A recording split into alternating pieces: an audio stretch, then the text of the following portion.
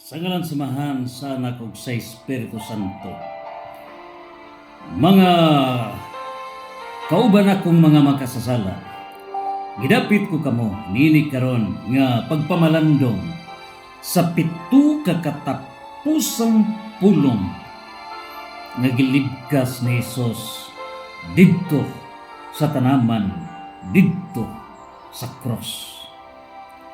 O kining 7 ka katapusang pulong ngato karon nga palandungon gikinahanglan kini aron kitang tanan makapamalandong ngano nga nagpakamatay ang atong Ginoo alang kanato. Ug sa atong pagtugkan nining 7 ka mga katapusang pulong nga gilibkas ni Jesus, let us open our minds. Let us open our hearts.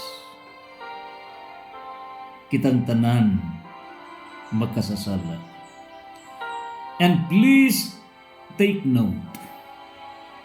Nga mianhi ang Dios dili alang sa mga matarong, kundili mianhi siya alang sa mga makasasala. Kay wala magkinahanglan og doktor ang tao nga dili masakiton. Ang doktor alang lamang sa masakiton. O kitang tanan mga masakiton nining kalibutan. Ug busa karon piyungon ta nga atong mga mata. Ipaubos ta nga atong kaugalingon and level up ngadto na sa zero. Ang zero is the highest. 1 trillion times 0 equals 0. Ug busa Lucas 18:14, ang magpataas ipaubos o ang magpaubos ipataas. Now is the starting period.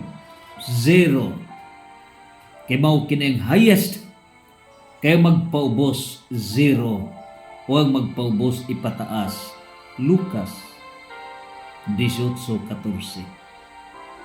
Ug busa karon kini nga 7 ka katapusang pulong is the final call. Ug karon atong pagasugdan ang 7 ka katapusang pulong nga gilibkas ni Jesus. Father, forgive them, for they do not know what they are doing.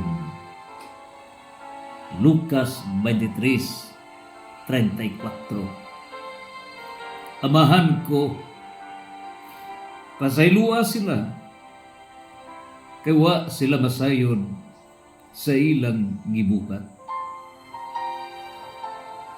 Duha ka klase ang ignorance sa tao. Ug kinsa bang gipasabot ni Jesus nga pasayloon? Nining tanan gitagaan kita og 3 ka mga gasa. Nganong gitawag man kita og tao? Tungod sa 3 ka gasa. Gasa sa intellect, dunay pag-isip. O kini karon nga gasa diha sa atong husto nga pag-isip, mao kini nga dunay gihatag sa Dios aron kita mamalandong, aron kita dili masayo. Ikaduha, gitagaan kita sa Dios og will kabubuton para kita musunod sa mahal nga birhen fiat. Lucas 1:37 ngadto sa 39. Ang atong mahal nga birhen mao ang modelo diha sa fiat, nagpasabot, thy will be done. Dili ang akong kabubuton may matuman, kundi ang imong kabubuton o Dios. ug busa gitun-an kita ni Hesus sa pagpangadji. Diha sa our Lord's Prayer, nituon siya kanato, nining giingon, Amahan namo nga naa ka sa mga langit, pagdaygon ang imong ngalan. Umabot ka namo ang imong gingharian, matuman ang imong pagbuot dinhi sa yuta maingon man sa langit. Sumao kini, matuman ang imong pagbuot. Ug busa gitudluan kita ni Hesus nga ato karon nga kabubuton sibo sa kabubuton sa Dios. Nani si Kristo sa diha nga siya nagampo siya, mihangyo siya nga, Lord, Amahan ko, kung mahimo isalikway kining kupa, isalikway kining mahitabo ga siya itaral ngadto na ilansang sa cross, kung mahimo mihangyo siya. Apan mingon siya, apan dili ang akong kabubuton mo'y matuman, kun dili ang imong kabubuton. Busa ka napatik na nga ang plano sa Dios mao nga ang iyang anak inay ang karnero, dugo sa karnero mo'y ihalad, dugo ni Kristo mo'y ihalad ug iula pagbugti, in order to open our minds, in order for us to open our hearts. Gipirmahan kini sa dugo ni Kristo. The first coming of Christ on earth is for the purpose of reconciling the broken relation between man and the Father. This is a covenant. O kining covenant di pa matud-an sa balaang kasulatan, the Old and the New Testament, o kinigipirmahan sa iyang kaugalingon nga dugo. O busa gitun-an kita, thy will be done. Ang pangutana karon sa diha ngang tao mitipas, unsay hinungdan nga mitipas sa plano kabubuton o balaod sa Dios? Tungod ba kay wa sila masayod sa ilang gibuhat? Mao ba kini ang giingon nga Amahan ko, pasaylua sila kay wa sila masayod sa ilang gibuhat? Apanaaman sa balaod, ignorance of the law excuses no one. Moingon ba kita nga wa ako masayod, nga dunay penal code nga kung ikaw mo patay, murder, homicide, genocide, ninig karon parricide, wa ka masayod sa imong gibuhat? O kung mao kini, nagpasabot ba nga kadto karon nangawat sa multi-trillion pesos kadtong mga sindikato sa drugs, kadtong mga nagkadaiyang mga krimen, rape ug uban pa, dili sila mabilanggo? Mao ba kini ipasabot nga sa pag-ingon Hesus, Father, forgive them for they do not know what they are doing? Sila wa masayod sa ilang gibuhat, wa masayod sa ilang pag-rape, wa sila masayod sa ilang gibuhat sa paghawas o pag-embargo sa multi-trillion crocodile funds sa nasod nga Pilipinas. Ug tungod niini, moingon lang kita sa simple nga pag-ingon, Amahan ko, pasaylua sila kay wa sila masayod sa ilang gibuhat. Is this the justice of God? Mao kini ang ato nga palandungon karon. Amahan ko, pasaylua sila kay wa sila masayod sa ilang gibuhat. Dinhi mapadayag nga dunay duha ka klase niini karon nga gitawag og ignorance. Ang unsang klase kining ignorance mao kining gitawag og vincible ignorance o invincible ignorance. Ang vincible ignorance unsa bay gipasabot niining invincible ignorance. Nga ikaw nahug og ignorante, nga ikaw nahug og wa kay kalibutan apan kini resulta sa imong tinuyo nga pagkaway kalibutan. Invincible, tinuyo nga ikaw, you are close-minded. So sa pagka-close-minded sa tao, dili siya makasabot, dili siya makatugkan, dili siya makakuha unsa gyud ang plano ug ang kabubuton sa Dios. This is invincible ignorance. Kining invincible ignorance, unsa bay dangatan, unsa bay resulta niini? Nias sa Mateo 12:32. Mao kini ang mga sala, the sins against the Holy Spirit. O kining mga sala batok sa Espiritu Santo, mapasaylo ba kini? Nia sa Mateo 12:32. Ang magsultig dautan batok sa anak sa tao mapasaylo. So kung imong bugal-bugalan si Jesus, bis unsay imuhang pagsupak batok sa Dios nga anak mapasaylo.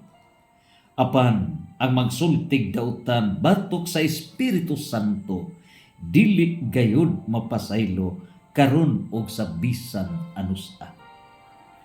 Nanang pangutana karon, duna ba diay sala nga dili mapasaylo? Ug unsa bang salaa ang dili mapasaylo? Ug sa unsang paagi nga dunay dili kita mapasaylo sa Dios? Ug ngano nga miingon man sa Mateo 12:32 nga ang magsultig dautan batok sa anak mapasaylo? Ug ngano ba nga ang batok sa Espiritu Santo dili mapasaylo? Dinhi mapadayan nga ang pagpakigbatok sa anak mapasaylo because the first coming of Christ, the period of which Christ came on earth, His purpose is to forgive sins. His purpose is for repentance. And that repentance is condition precedent for conversion. And that conversion has the effect of renewal. And that renewal may tabuk na niini ang atong kapasayloan, kabag-uhan, kapasayloan sa atong kalapasan ug mga sala. Ug busa, dinhi nga padayan nga magsultig dautan batok sa anak mapasaylo because the purpose of Christ mao man ang public repentance, individual repentance. Mao hinungdan nga mipatug gyud siya sa iyang dugo para kita makakita kunon sa kalawom ang pag-antos ni Jesus. Efeso chapter 1 verse 4. Sa wala pa buhata sa Dios ang tibuok universo comprising of 2 trillion galaxies, 1 septillion number of planets, and only in this planet Earth among the 1 septillion number of planets nga ang Diyos nagpakatao o gipada ang ikaduhang persona sa Diyos. Dinhi gipribahan nga kining kalibutan mo'y sentro sa iyang multi-universal kingdom. Efeso 1:4. Ngano ba kay plano sa Dios nga kita mo'y mga kauban niya sa iyang paghari hangtod sa hangtod? Revelation 11 verse 15. It's the plan of God to reign in His multi-universal kingdom centered in this planet Earth. Ug kini gipribahan nga ang kalibutan is the third planet. Ug kining third planet dako kining kahulugan. Ngano ba? Tungod kay ang third meaning mao kana ang misyon. Ang number 3 nagkahulugan, misyon. Holy Trinity. Sa diha ga natao si Jesus, tulo ka mga bituon, tulo ka mga bisita, 3 wise men, 3 kings. Unya, milakaw si Jesus sa dagat, alas 3 kadlawon. Nagampo siya, ikatulo nagbalik-balik pagampo. Tulo usab ka mga apostoles ang nakawitness. Unya, nakita sila uban ni Moises ug ni Propeta Elias. Tulo silang nakita during the transfiguration. Namatay si Jesus alas 3 sa kahaponon. Sa ikatulong adlaw siya nabanhaw. Og kining kalibutan is the third planet. 3 is mission.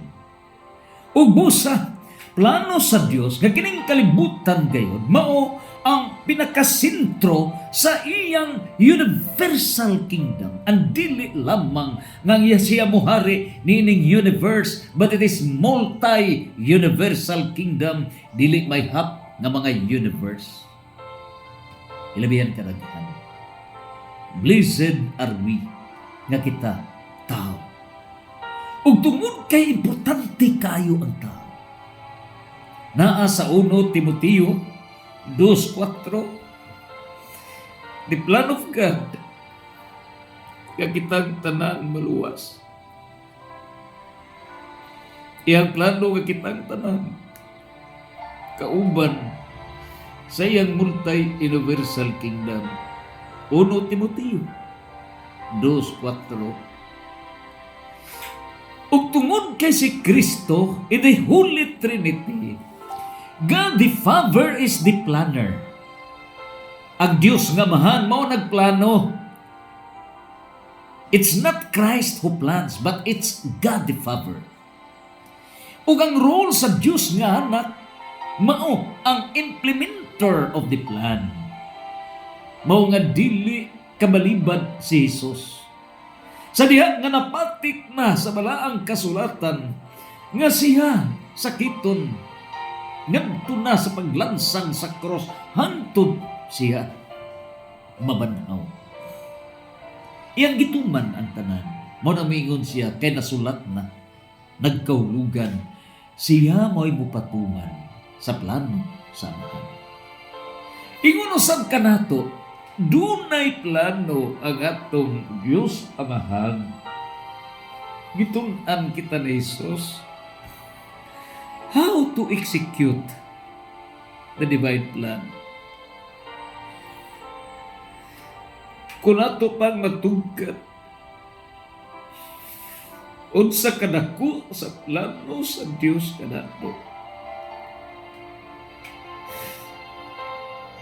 Naa sa 1 Corinto Kapitulo 2 versikulo 9. Ingon ini ka-grandeur ang plano sa Dios para sa iyang katawhan.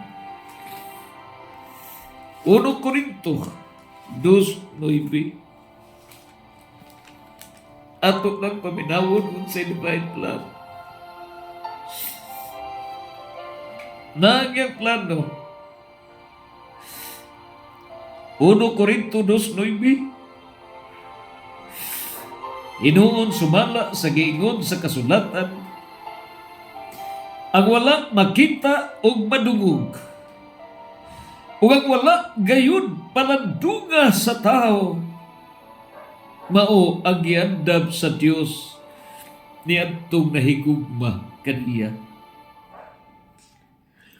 Meaning tanan dili masud sa atong utok, dili sapat kining atong utok magkatugad sa kinatibuk-an gyud nga plano sa Dios. Mo'y hinungdan nga iyang gisummarize, iyang gilangkob pagkaasoy unsa kalawom sa plano sa Dios alang kanato. You may forget everything, but please do not forget 1 Corinthians chapter 2 verse 9. 1 Corinto 2:9. Giyagyo ko kapos pagbasa ni matag adlaw every wake up. Matag bata nato basaha kini.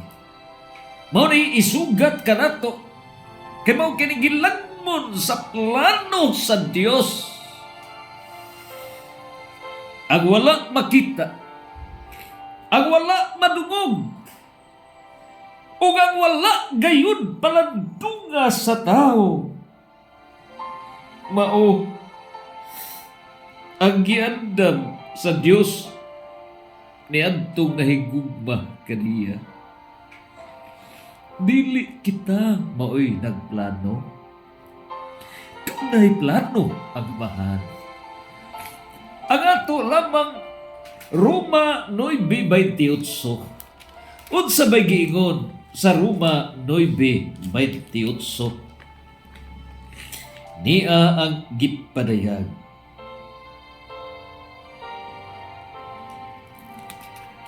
Unsa ba ang giingon ni Kristo? Roma 8:29. Diya sa Roma 8:29 nagingon, kadtong gipili ng daan sa Dios, gilain niya aron mahisama sa iyang anak, aron ang iyang anak mahimong kamagulangan sa daghang mga magsuon. Kitang tanan mga manghod ni Kristo, we are all children of the Father. Ug busa ka kita mga manghod man ni Kristo, gitun-an kita ni Kristo how to obey, how to execute the divine plan, how to implement the divine plan, ug para kita makakat-on unsaon man pagpatuman sa divine plan. Naa sa Juan 14:6. Sa Juan 14:6, musunod ta ni Kristo kasiya ang dalan. Siya ang kamatuoran ug siya ang kinabuhi. Kining tulo dili magkabuwag. The way, the truth, and the Holy Spirit and life. Ug busa, step 1 mao ang pagtultol nato asa bay dalan niini. Ug ang dalan mao Daniel 2:44 nga plano sa Dios magtukod sa iyang gingharian.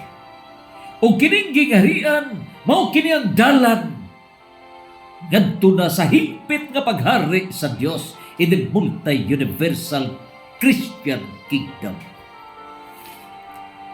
Ug diha na karon nga simbahan 1 Timoteo 3:15.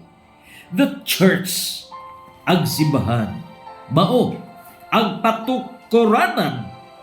Ang simbahan mao ang pundasyon. Ang simbahan mao ang punuan. Ang simbahan mao ang sukaranan. Ang simbahan mao ang nagbutyag sa kamatuoran. The church, and that is the way. Ug busa ang kamatuoran, John 14:17. The Holy Spirit guides the church. The Spirit of truth. Ang Espiritu Santo, the Holy Spirit, God the Holy Spirit is guiding the Christ-founded church. Ang Diyos magapuyo, niyan ang simbahan nga gitukod ni Kristo. Ug busa, kini ginumala sa kaparian of which Christ is the high priest. Hebrew chapter 8 verse 2. Nining putuha karon diha sa Huwebes Santo, sa diha nga gipikas-pikas ang tinapay, Mateo 26:26. Gipundar ni Hesus ang duha ka sakramento, the sacrament of the Holy Eucharist ug ang sacrament sa Holy Order. Kini karong sakramento sa Holy Eucharist, kining sakramento sa Holy Order ang pagkapari, dungan kini Huwebes Santo. Ug busa nining tanan, dinhi nato gipamatud-an unsay ang plano sa Dios. Nan karon balik kita sa pag-ingon ni Jesus, Father, forgive them, for they do not know what we are doing. Nagpasabot ba kini nga wala na'y kinahanglan ang justice system sa kalibutan? Nagpasabot ba nga isalikway na lamang ang penal system? Nagpasabot ba nga nang rape dili na silutan? Nagpasabot ba nga kining nangawat sa multi-trillion dili na sila silutan? Nagpasabot ba nga kantong nag-murder, nagpatay, nangawat, robbery o uban pa dili na silutan? And simply we have to say, Father, forgive them, for they do not know what they are doing. Kaya wa sila masayon silang gibuhat, busa they are free. Is this the justice of God? Do not abuse. Do not misinterpret. Kini karon nga pag-ingon ni Jesus, Father, forgive them, for they do not know what they are doing. Mo'y pagpatuman sa iyang misyon diha sa Mateo 12:32. Salamat sa biko. Pero karon fasting muna. Ang magsultig dautan batok sa anak, sa tao mapasaylo. Dinhi gipadayag ni Jesus nga ang iyang purpose sa first coming is repentance. Repentance. Calling for repentance. And this repentance is a condition precedent for forgiveness. Dinhi mapadayag diha sa Lucas 17:1. Nagkinahanglan kita. Unsa may ang gikinahanglan? Nagaingon sa Lucas 17:1 ngadto sa 4. Unya giingnan ni Jesus ang iyang mga tinun-an, ang mga butang nga makaagid sa mga tao sa pagpakasala mahitabo, apan alaot ang tao nga tungod kaniya mahitabo kining mga butanga.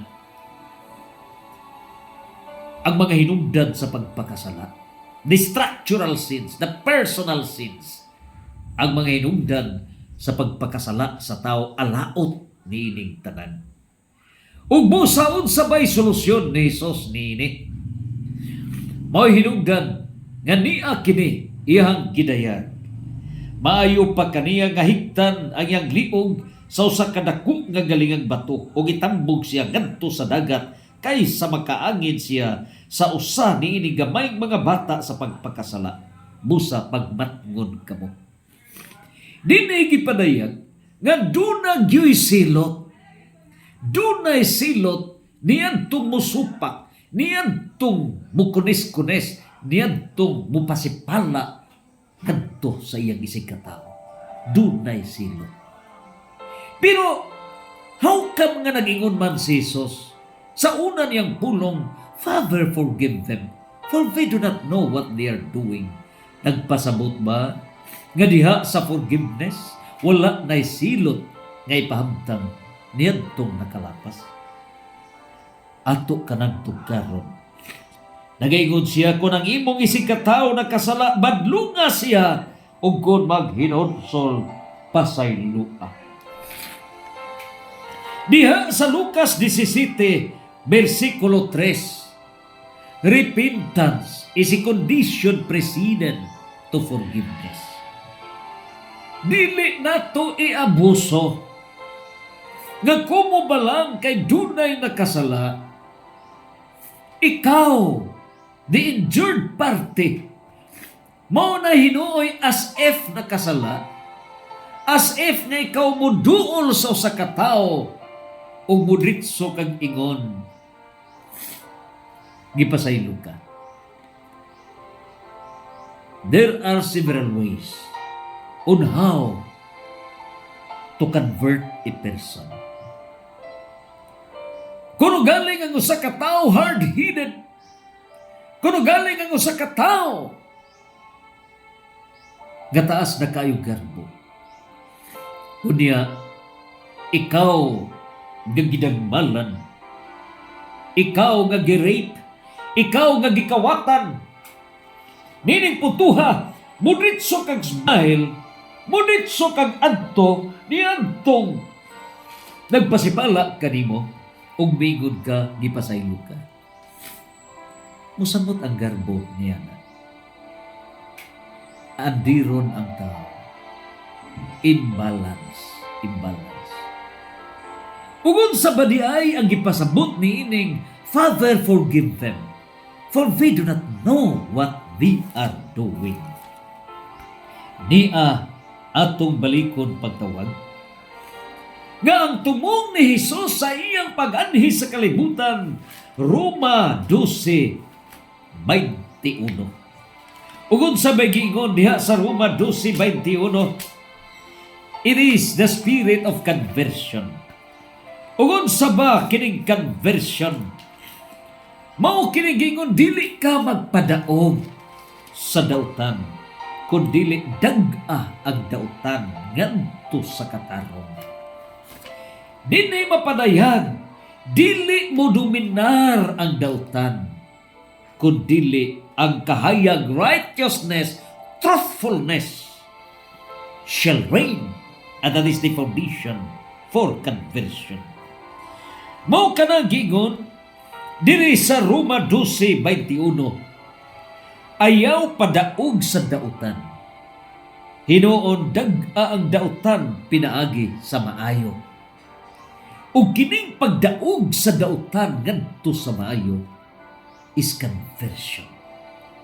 Ug diha sa conversion, sama sa gihimo ni Santa Monica, iyang giampo ang iyang anak nga si Agustin. Bugoy sa mga bugoy, palakiro sa mga palakiro, adis-adis sa mga adis-adis, labing bugoy sa kalibutan. 30 katuig nga giampo ni Santa Monica ang iyang anak nga magbag-o sa iyang kinabuhi, miabot gyud ang panahon. Nadutlan sa pag-ampo. Ug sa diha nga si San Agustin, nakarealize siya nga dakong sayop ang dalan nga iyang gilaktan. Nagbasol siya. Gi-reverse ang iyang kinabuhi. Ug sa diha sa iyang pagbasol, take note, great sinners are great saints. Great saints were great sinners. Si San Agustin sa iyang pagka-number 1 makasasala, nahimong number 1 doctor of the church. Ug niining tanan, it's not late for us. Nan karon unsa ba di ay ang gipasabot niini karon nga amahan ko, pasaylua sila